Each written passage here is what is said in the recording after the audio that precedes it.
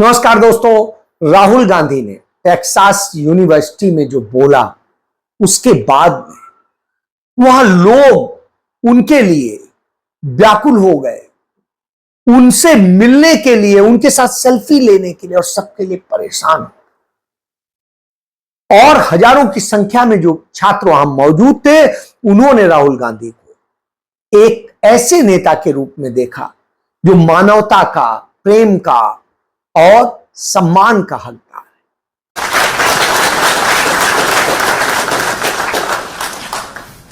A few of my students came to me and they asked one simple question. It's like, what does his day-to-day as the leader of opposition look like? So can you tell them what exactly do you do in that role? Yeah, first, thank you very much for coming here. It's an honor for me to come, and lovely to see so many people from back home, so many students.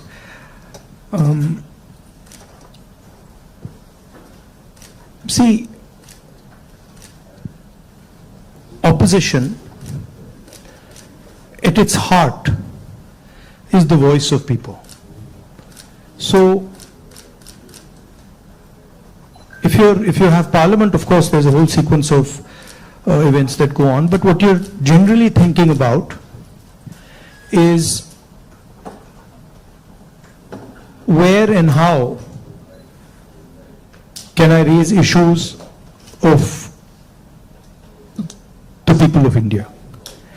And you're thinking from a individual perspective, and you're also thinking from a group perspective, you're thinking from a industry perspective, you're thinking from a farmer perspective, and the important thing is that you do it sensitively and after listening and understanding carefully. So very often,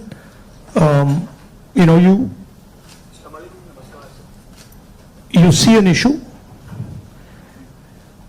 in the beginning. When you're new to politics, you see an issue and you're like, oh, that's what the issue is. But when you go into a little bit of detail, you realize that there is nuance and complexity. So understanding that nuance and then planning your day according to that, that's how it generally works. Parliament, of course, you go there in the morning and then it's like a war. You go in and then you fight. It's a pleasant war. It's reasonably fun at times. It can get nasty also, but it's a war of ideas, war of words, and we are trying to put our point of view across, and the government is trying to suppress our point of view. So that's how that works. And then there are a lot of people who come and see you, different types of people, party people, business people, farmers, these type of delegations. So you're constantly listening to what they're saying. So you just mentioned that you look at issues in a certain way differently. Now, thinking about your career as a politician, the first time you got elected and this time, has there been a change in the way you look at these issues and your mind thinks differently about how to go about them? Quite differently. Now I'm coming to the conclusion that listening is much more important than speaking, right? And listening doesn't just mean that I come there and I listen to you. That's not listening. That somebody you're talking to me and I'm looking at you and I'm hearing what you're saying, but I'm not listening. Listening is a completely different thing. Listening is putting myself in your position. So if you're a farmer, going into the person's life, going into the person's day-to-day life, and then understanding what he's trying to tell you. So listening is fundamental. And then understanding the deeper dynamics. So you then are not just swimming around on the surface, you're raising fundamental issues, and you don't go raising every single issue. You focus clearly and you're like, okay, this is important, I got to raise this. this is something important, I got to fight for this. This is something important, I got to fight. So you choose your battles much more carefully. I think you hit it on the head, that prioritization. So, very good definition of political strategy or business strategy. Understand clearly what you don't want to do. So don't sit there doing 50, 100 different things. Understand clearly, जो नहीं करना है, उसको पहले समझो, पहले कर दो. And then उसमें से 3-4 चीजें निकलेंगी, and then that's what you got to focus on. Well, I think back to the students, that's what we talk about. So this time you're hearing from Mr. Gandhi himself about prioritization. Now, a few things that you mentioned just takes me back a few months. A very unprecedented event happened in terms of the Yatra. Personally, for me, a 30-minute walk on the treadmill, you can see 4,000 kilometers and connecting with people in a very different way. How has that changed your perception about people, and how has it helped you connect with people differently? See, the first question to ask is, why were we walking 4,000 kilometers? Right? You know, it's what created the need for us to do this? And the reason is that all avenues of communication in India were shut. Every single avenue, no matter what we did, it was all shut. We spoke in Parliament, that's not televised. We go to the media, they don't pick up what we say. We even go with documents to the legal system, nothing happens. So, all our avenues were shut. And for a long time, we literally couldn't understand how to communicate. And then suddenly we hit upon the idea कि भाई अगर media आपको लोगों के पास नहीं ले जा रहा, इंस्टीट्यूशनल सिस्टम आपको लोगों के पास नहीं ले जा रहा, तो फिर डायरेक्टली चले जाओ. And then what better way to go directly than to literally go walking across the country? And so that's what we did. And I must tell you, I had in the beginning itself, I had a little bit of a knee problem. So 3-4 days into it, I was like, "Ye kya kar diya?" I was like, you know, because you get up in the morning, I go running, and so you get up in the morning and you say, "Okay, I'm going to go run 10 kilometers," and they're like, "ठीक है," and then you get up in the morning and you say, "I got to walk 4,000." It's a completely different paradigm, you know. So there was moments of that, okay, this is quite a big thing. But it went surprisingly easy. It was not difficult at all. And it fundamentally changed the way I think about my work. I would say that it completely changed how I view politics, how I view our people, how I communicate with our people, how I listen to people, and not just me. There were many people involved in the Yatra, and all of us. And to me, the most powerful thing that happened organically, on its own, we didn't actually do it, it just happened, was that we introduced, certainly for the first time in India, possibly for the first time in many, many countries, the idea of love in politics. And this seems strange, you know, it's a strange thing, because you look at the political discourse in most countries, and you will never find the word love in that discourse. It just doesn't exist anywhere. You'll find hatred, you'll find anger, you'll find unfairness, you'll find corruption, you'll find all these words. But you will never find the word love in the language. And the Bharat Jodo Yatra actually introduced that idea into the Indian political system. And it has amazed me how that idea has worked. So now when you reflect on the Yatra, you think about, some of the key moments that happened. Is there any, like an aha moment that you want to share with us that you never expected it to happen, but it happened in a positive I'll tell you what I realized. And many of you people who are in business school and other public facing spaces, I realized that actually when I was in the Yatra was speaking on its own. So I realized that I was there, but pretty much everything that was coming out of my mouth was actually coming from the Yatra, not from me. Right? So there was thousands of people, they were telling me things that was going, I was listening to them, they were telling me things, and then their words were coming out of my mouth. So I was not communicating as Rahul. I was communicating as the Yatra was communicating. And it took me a little while to figure this out, because first I was like, oh, I'm giving a speech and I have this idea and I'm going to say this. But then suddenly it started to occur to me that every single thing coming out of my mouth is actually things people have said to me. And the most beautiful example of this was this slogan that came, which is "Nafrat ke bazaar mein mohabbat ki dukaan khol rahe ho," right?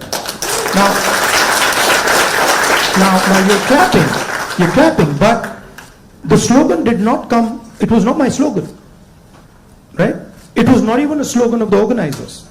It was a guy who came, I saw him, and he was walking with us, and there was a rope which used to surround us, and he was trying to come in, and he couldn't come in. The police would beat him. So I saw him once there, then I saw him somewhere else. And then I told Alankar, who's standing there, I said, "Dekho, usko le aao." So anyway, Alankar went looking for him, he had disappeared. Then after some time he came out, he charged through the police, and then he pointed at me like that. And he said, "मैं जानता हूँ आप क्या कर रहे हो, मैं जानता हूँ आप क्या कर रहे हो." So I said, "क्या कर रहा हूँ?" He said, "आप नफरत के बाजार में मोहब्बत की दुकान खोल रहे हो." Right? So then I realized that this is not me. This is the sentiment of the crowd that is speaking. And so that would happen again and again. It would happen sometime. Once it happened when a woman came up to me, held my hand, is walking, and I could feel that something was wrong with the way she was holding my hand. So I said, "क्या हुआ?" She said, "वो मुझे मार रहा है." I said, "कौन मार रहा है?" He said, "मेरा पति मार रहा है." तो I said, "मतलब?" She said, "नहीं, वो अभी मुझे मार रहा था, मैं भाग के आई हूं." So I said, "तो क्या करूं?" तो I said, "पुलिस वालों को बताएं?" She said, नहीं, पुलिस वालों को मत बताओ." I said, "क्यों?" She said, "और मारेगा." Now, that's a sentiment of thousands and thousands. I realize that's a sentiment of thousands and thousands of women. That they're being mistreated, they're being treated violently, but they can't say anything. It's hidden. Right? So now when I'm speaking to you right now, I'm saying these things to you, it's not me. It's that girl who's saying it to you. I just transmitted it. So that's the job, in my view, of a politician, is to listen to sentiment, to understand sentiment deeply, and then to give it to other people, right? Like I can see the faces here of the women versus the men, and when I'm saying that, I can see the faces of the women are different. They're reacting completely differently to what I said because they're understanding that. They're like, "Oh yeah, I've been through that before," right? So that's the idea. The idea is not that Rahul Gandhi has some fantastic vision for the country and now he's going to project the vision to the country. The idea is, what is the country saying? What is the country feeling? Right? So in our system, I always used to wonder why this idea of sort of annihilation of the person. You know, if you look at Mahatma Gandhi, you see him in a sense destroying himself. You know, when he's in university, if you see his pictures, they're very nice suit, very nice hair combed, and then slowly you start to see that those things start to fall away. His clothes fall away, his fancy suits fall away, everything falls away. So there's a sort of almost a destruction of the person taking place. And you can see this in many of our leaders. And the reason it's happening is because the person is actually dying and the voice of other people is taking over. Right? I don't know, I'll give you an example. Do you know what devta means in the term devta? Do you know what it means? Yes. No. No, it doesn't mean God. The deity. No, doesn't mean the deity. So devta in India actually means a person whose internal feelings are exactly the same as his external expression. Meaning he is a completely transparent being. Right? It does not mean God. So if this person tells me every single thing that he believes or he thinks, and he tells it to me, that's the definition of devta. Right? It's the idea that you destroy yourself. Right? So to me that is interesting about our politics. How do you suppress your own ideas? Right? How do you suppress your own fear, or how do you suppress your own greed, or how do you suppress your own ambition and absorb other people's fear, other people's ambition? I think before we go to the next question, this needs a big round of applause. So we just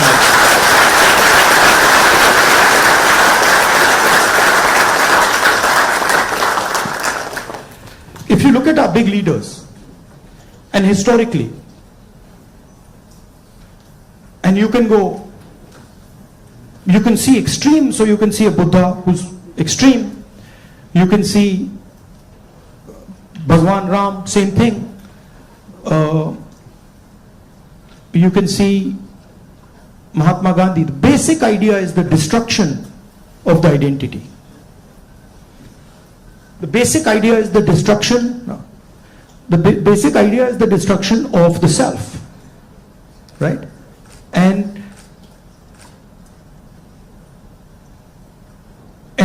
listening to what others are saying. So to me, that's Indian politics.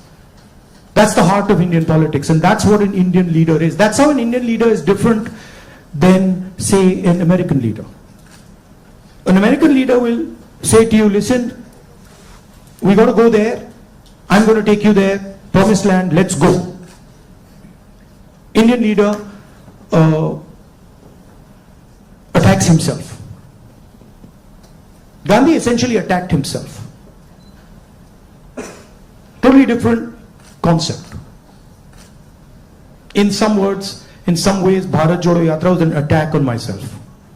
4,000 kilometer chalna hai, risk hai, guli lag sakti hai, chodo.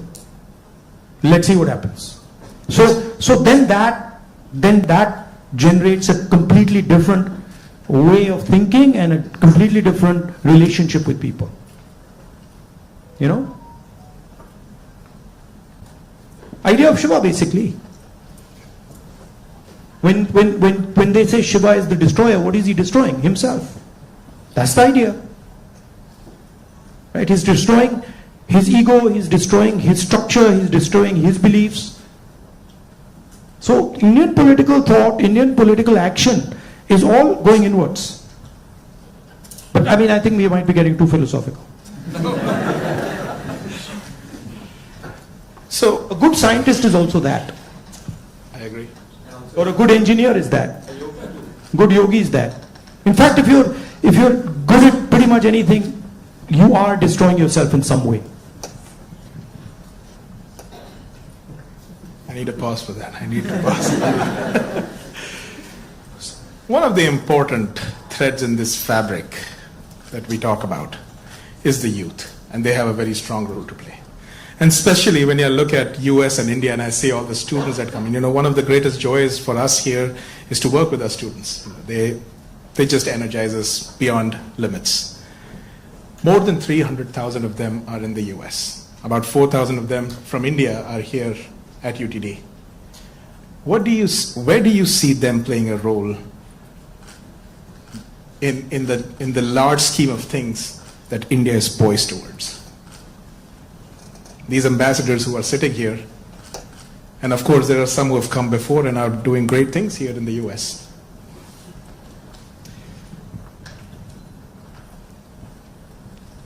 In one way, there you are a bridge between the rest of the world and India. So you have ideas and values that you bring to the United States. And often those ideas and values might not be understood so easily in the United States, right? There's a different cultural ethos, different cultural system here. But your ideas are as valuable as anybody else's. In the same way, they also have a culture, an ethos here. Today I met some young guys just before I came here who came to the United States, not students but people who, driving trucks and stuff like that, and they were saying to me, look, I said, what do you like about the United States? And they said that what we love about the United States is the idea of equality. That a truck driver in the United States gets respect. And as a truck driver in India, there's no way I could get respect, right? Equality is a very powerful idea. And it's an idea that can help India in huge ways. So if you take back the idea of equality, take back the idea of fairness, that's a very powerful thing. So I think you should see yourself as a bridge. And the other thing is, what I've noticed in my life is that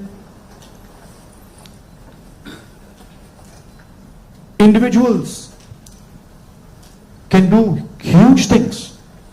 And often it's individuals who you don't expect are going to do big things that do it.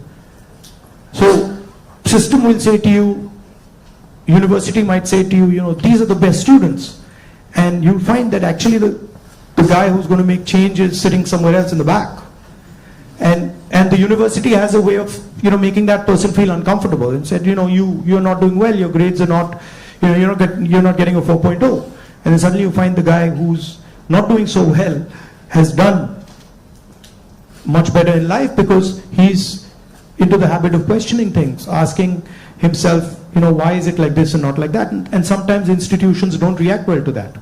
If they see you always asking questions, they might say, yeah, disturb kar raha hai isko, chup karo, piche bhejo. So that idea of questioning, that idea of resistance, that idea of being a little disruptive, disturbing a little bit, this is a very powerful idea. I use it in my work also. The idea of creating a disturbance. The Bharat Jodo Yatra was a disturbance. Politics is going on like this, let's disturb it.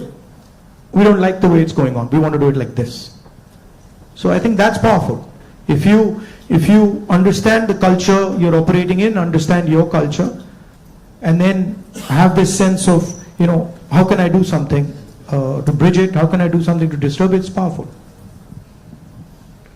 Talking about the same youth, I think the life of anybody who's young and is in some, like the 20s, the life is like a soap opera.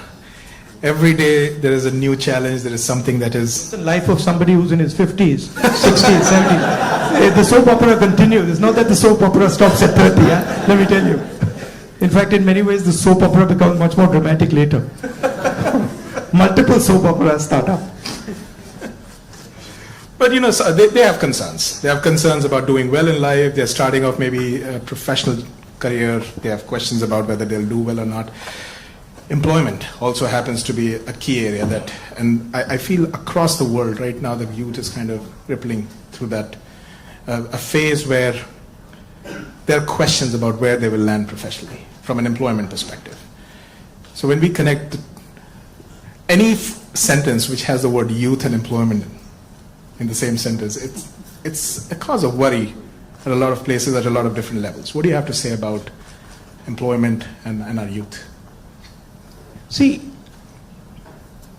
first of all, let's be clear. Not everywhere on the planet has an employment problem. Okay? The West has an employment problem. India has an employment problem. But there are many countries in the world that don't really have an employment problem. China certainly doesn't have an employment problem. Vietnam doesn't have an employment problem. So there are places on the planet that are not struggling with unemployment. There's a reason. If you look at the United States in the 1940s, 50s and 60s, they were the center of global production. Anything that was made, cars, washing machines, TVs, all made in the United States. Production moved from the United States, it went to Korea, it went to Japan, eventually it went to China. And if you look today, China is dominating global production. You go to India, you look at the phones, you look at the furniture, you look at clothes, you'll see on the back, made in China. It's a fact, right? So what has happened? The West, America, Europe, India has given up on the idea of production and they've handed it to China. The act of production creates jobs. What we do, what the Americans do, what the West does, is we organize consumption. Okay? Uber is organizing consumption. Okay? Foxconn is organizing production. Mahindra organizes production. Bajaj organizes production.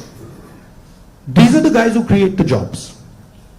And that is the problem. You're never going to employ India using IT, using consumption. It's not going to happen. So India has to think about the act of production and organizing production. And India has to, it's not acceptable that India simply says, okay, manufacturing, what you call manufacturing or production is going to be the preserve of the Chinese, it's going to be the preserve of the Vietnamese, it's going to be the preserve of the Bangladeshis. Right? Bangladesh completely outcompetes us in textiles. Regardless of the problems they're facing right now, they wiped us off. They wiped us clean in textiles. Right? So we have to reimagine how to produce in a democratic environment. Until we do that, we will face high levels of unemployment. And frankly, it's not sustainable. So you're going to see that if we carry on down this path of forgetting about manufacturing, you're going to see massive social problems coming in India and in the United States and in Europe, right? The polarization of our politics is because of this. We're getting ready to ask a few questions from the audience. Can we have the runners with the mics? But while we do that, Rahulji, in this, what you just spoke about, that even if people are fine with the way their jobs are and they're secured, we have a new challenge in the name of AI. And there's a lot of fears around that AI is going to take jobs away. Do you feel so as well? Again, see, every time you get a new technology, the argument is made that it's going to take jobs away, right? When computers first came, it's going to take jobs away. When calculators first came, it's going to take jobs away. ATMs came, it's going to take jobs away. Okay, this is a fact. Now, what happens is, it does take jobs away from some people and then transfers them to other people, right? So, I'm not of the view that jobs will vanish, but different type of jobs will be created and different types of systems will benefit more or less, right? I think, for example, the IT industry in India is going to have a real big serious problem because of AI. But I don't really think a Bajaj making scooters is going to have such a big problem, right? So it's going to hit different people differently. It's going to take away some jobs, it's going to add some jobs. And if you're positioned properly, it's an opportunity. And if you're positioned badly, you're in trouble. I mean, I remember Mr. Vajpayee gave a speech that Indians don't need computers, right? And somebody else gave a speech that Indians don't need English. Computers created millions of jobs in India. It's a fact. So it depends. It depends how flexible you are and how well you're looking at the future. Thank you so much. We do have some folks here who would like to ask a few questions, so can we get a mic here, please? Mr. Shroff, right here. Oh, okay. First, let me Okay. add two questions. So first of all, thank you for the opportunity. Let's keep it to one question, please. Yeah. Yes, one question. So India has a young population. So what are your plans to modernize the education system and bridge the gap between the education system and employability? That is the first question. Let's keep it to sure. one, please. Thank you. Vinesh. Should I just answer this one, or you want to get to, okay? I'll try. I think many people say that India has a skills problem. I don't think India has a skills problem. I think India has a skill respect problem. So India doesn't respect people who have skills. But I don't think there's any limit on the skills that are already available in India. Okay? Second, our education system doesn't connect with the business system. So you have a business system that is operating on its own, and you have a sort of ivory tower education system. And the education system in no way connects deeply with the skill structure of India. So I think bridging that gap, linking those two systems of skill and the education system, vocational training, I think is fundamental. I think currently huge problem in the education system is the ideological capture. So, you know, feeding ideology through the education system. Most of our vice chancellors today are placed by the RSS. It's an organization that has a very particular perspective on life, on history, on the future. That's really damaging. Having one organization that is placing all its people in our education system, I think that's damaging. So ensuring that people who run our education system are independent, are not, you know, ideological, or are not committed to sort of a particular way of thinking, I think is important. Thank you. Dr. Gupta. Rahulji, I have a question. What's your vision of creating growth in the industry, manufacturing? No, I don't see. Again, what I think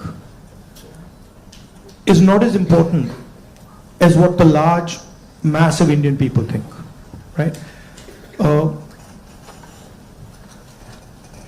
One problem that you simply cannot solve if you continue on the direction we're on is giving our blue-collar workers jobs. You simply, if you carry on this road, you simply cannot do that, right? The only way you're going to give our large mass of people jobs is if you start producing things, if you start manufacturing. And the foundation of manufacturing, you don't just start manufacturing cell phones, right? It is a sequence, right?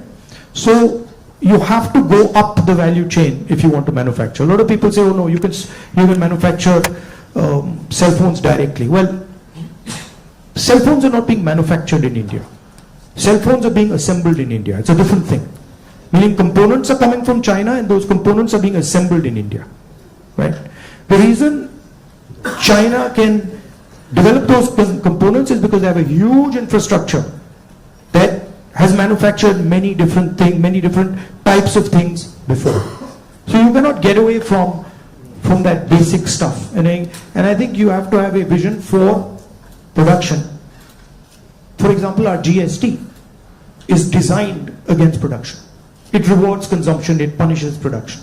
States that produce are harmed, right? Large monopolies, huge monopolies harm production, right? They influence the policy regime so that players cannot produce. So these are some of the things that you would have to look at if you want India to start producing. I'm convinced India can produce with no problem. I'm convinced that India can take on China if you start aligning the country for production and if you start respecting skills. I'm absolutely convinced of it. And states like Tamil Nadu have already shown it. Right? It's not that Indian states have not done it. Pune has shown it, Maharashtra has shown it, Tamil Nadu has shown it, Karnataka to an extent has shown it. Right? So it is being done. But it's not being done at the scale and with the coordination that it needs to be done. I'll give you an example. You take any district in India, you will find that there is a historical network that produces there. You go to Moradabad, you will find brass, right? You go to Mirzapur, you will find carpets. You go to Bellary, you will find jeans. So each district has a traditional network of production. Now, how much support are those people getting? You want to create a brass industry, create it in Moradabad. Open the banks to them, infuse technology, support them, and I guarantee you, they will take on China. Right? And you can do it in every district.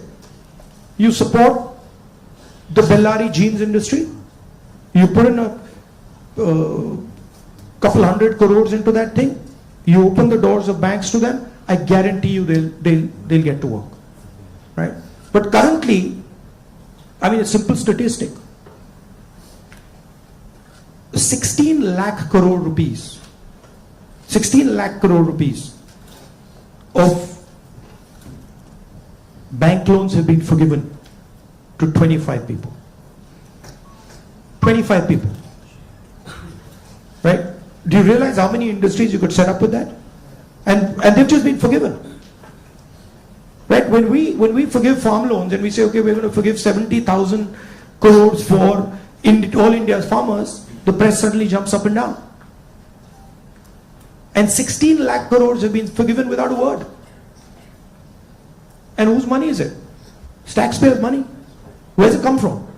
It's come from your pockets. So why should 20 people get this massive free gift? Why should one person, suddenly have all the ports, all the airports, all the defense contracts?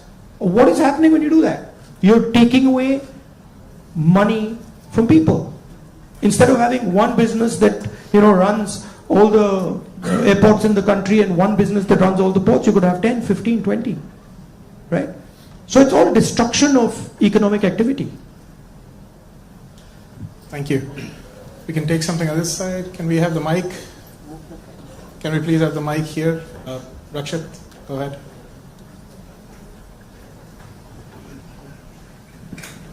Hello, Rahulji. My name is Rakshit. First of all, thank you so much for being here. We feel so privileged. So my question is, how do you think we as students and youth contribute to and get involved in public service and the development of our country? Come and work with us. We can show you. But we realize that neither is it easy, and it's not fun all the time. It can be unpleasant, it can be hard, but it's got its, you do get gratification from it, but it's not easy.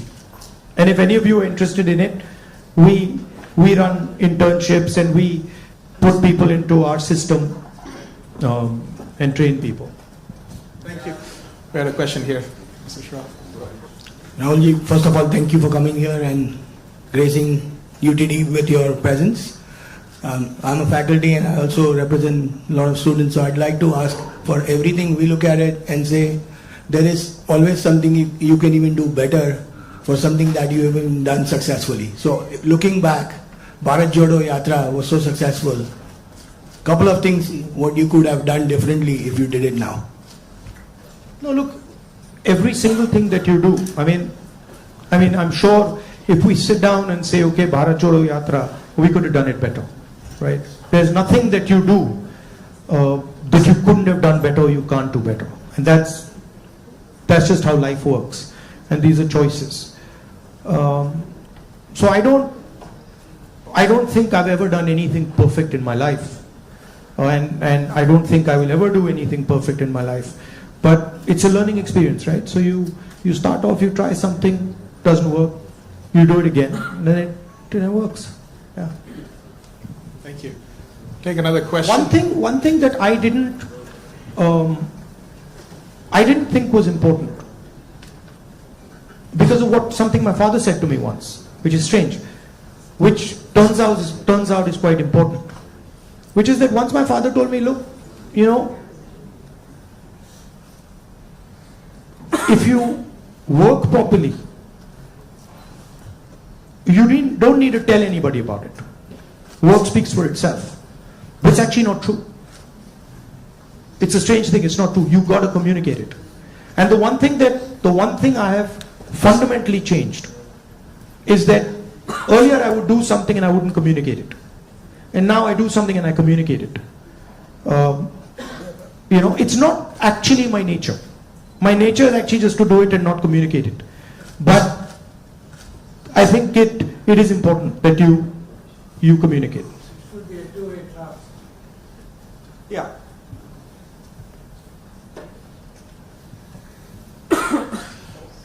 All right. Yes, let's go there. Can we have the mic? My eyes feel like a lot of machine right now. I'm trying to pick up which one I see. Where is the mic? Jitesh? Go ahead.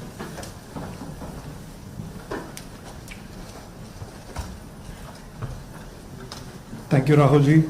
So, as my friend Rakshit was saying, like public into service or public into politics, which one you prefer? Like one Indian youth should be more into service or like complete into politics? Look, don't have a rigid idea of what political action is. And in the same way, don't have a rigid idea of what service is. Those two can overlap, right? Politics is much broader than fighting elections or giving speeches, right? Politics is about influencing how people think, and you can be very political and not be directly involved in the political system, right?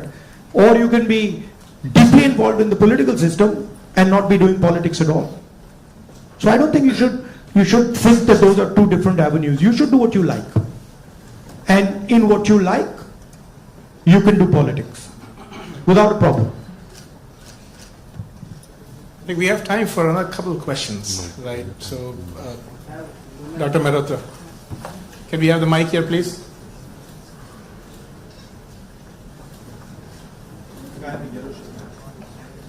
I'll get it. Okay. First off, thanks a lot for being here. It's a rare opportunity and we are truly grateful. To me at least, and I could be wrong here, it almost seems like there are two Indias. One that is reaping the benefits of the growth that we see, and then one that's being kind of bypassed. There's still unacceptably high number of people living in abject poverty who don't even have access to the very basic of quality education. What vision do you have to ensure that this India that's kind of been cut off at least gets some benefits, and that it's a little more equitable, the benefits of India's economic growth? There are clearly two Indias, and very small percentage of people benefit from India. The vast majority of people don't benefit from it. And if anybody talks about building a country, talks about progress, you simply cannot ignore this fact, right? If you look at our institutions, our businesses, our legal system, anywhere, you will find that it's captured by a very, very small percentage of people. Now, one of the things that I keep saying is that in the 21st century, you need data. And you need to understand the extent of this capture. I think when people actually understand the extent of this capture, they will be shocked, right? And so, for example, the idea of a caste census is a way of shining the light on this capture, right? It amazes me when people say, oh, there shouldn't be a caste census. It's like saying his leg is broken and there shouldn't be an X-ray. Why not? Right? What's the problem? What's the problem with an X-ray?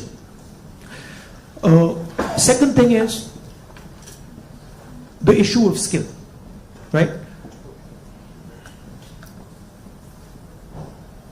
You've heard of the Eklavya story? You've heard of the Eklavya story? Yes. If you want to pin down what is happening in India, it is millions and millions of Eklavya stories every single day. The people with skill, their thumbs are being cut off, they're not being allowed to operate, they're not being allowed to thrive, and it's happening across the board. So, respect for skills, supporting skills financially through technology, that's how you'll unleash India's power. You're not going to unleash India's power by empowering 1%, 2% of India. And, it's not interesting for me. So, I'm very passionate about this. I'll give you an example. Some time back, when we were in government, we were talking about skill development. And the gentleman who was running, he was appointed by Manmohan Singh ji for skill development. He came to see me. And we were having a conversation. And he was explaining to me how he was going to build ITIs. And he was going to put trainers inside ITIs. For plumbing, for hair cutting, for carpentry, for stuff like that. And I was listening to him. And I asked him a question. And what I said was, look, you're building these ITIs. And I gave him an example. I said, let's say you want to train 1 million barbers. Now in your model, what you're going to do is, you're going to have these ITIs, 1,000 of them across the country, and you'll train these barbers. But that's not where the barbers' skills lie. That ITI is not where the barbers' skills are. The barbers' skills are with the barbers. So I said to him, why don't you do this? Why don't you set up certification centers? And then go to every single barber in India and say, listen, this is what we'd like you to train. For every guy you send to our certification center, we'll give you X amount of rupees. So let's say you have, 1 million barbers in India. And you go to 1 million barbers and you say, listen, you guys have the skills. We want to train barbers. And now start training barbers. And for every guy you train, send him to the certification center. And the moment we find that he's certified and he has been sent by you, we pay you. How long will it take you to 1 million barbers? 2 months? 3 months? Right? He just looked at me as if I was crazy. right? Because for him, the skill isn't there. The skill isn't the ITI. But actually the skill is with the barbers, with the plumbers, with the carpenters. Those guys have the skill. That's the skill network. So why are you not using it to train? Just recently I was driving past Sultanpur and I walked up to this shoemaker. It was amazing because the guy says to me, I said, what's your biggest problem? He says, I've been working here for 40 years and nobody has ever respected me. So he says to me, the only man who has ever respected me is my father. Right? So I was thinking about this. And then he says to me, there was this scheme. And they said that, they've got this scheme for shoemakers. It was in Lucknow somewhere. So he says, so I, went to Lucknow. And I said, so what did they do? They said they're going to teach me how to make shoes. He says, but I've been making shoes for 40 years. And I could teach those people how to make shoes. Right? So it's a fundamental disconnect with where the skills are. There's no shortage of skills in India. There's shortage of respect of skills in India.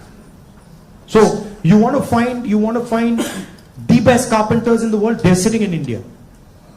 But nobody respects their skill. Nobody actually tells them we believe in you and we want you to build something. Right?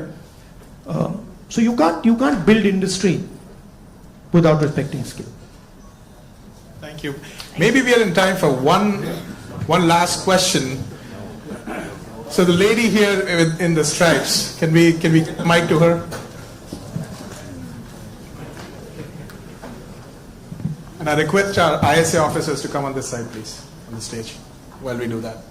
Go ahead. So as we all know, the female labor participation in India is quite abysmally low, and no country can ever progress or become developed with only 50% of their population working. So what would Mr. Gandhi's plan be for increasing our labor participation of women?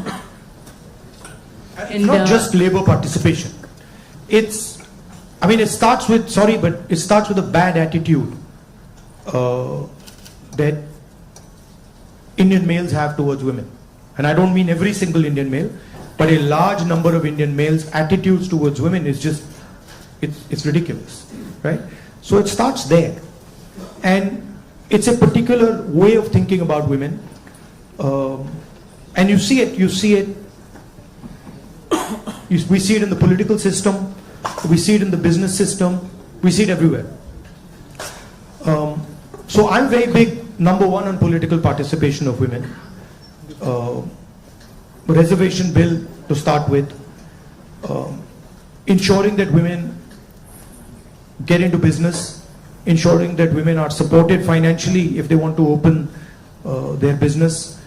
And then making sure that it is made easier for women to participate, right? Women have their own particular issues that you need to take care of before they can start to participate. So I think the first thing is of thinking of women the same way you think of men, right?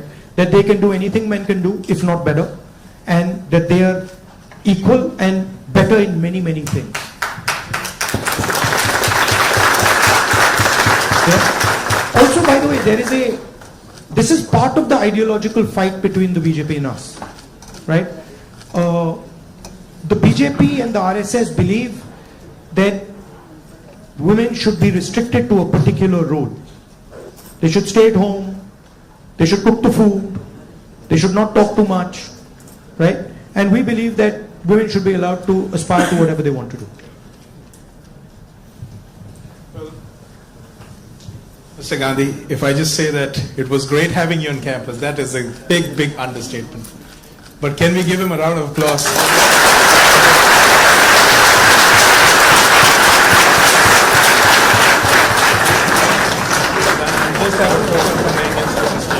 All right, at this point, folks, let's be in our places. Mr. Gandhi, once he exits the room, we can all, in an orderly fashion leave. But I would like a few of our ISA officers here, who are the organizers for the event, to just present a token to Mr. Gandhi here.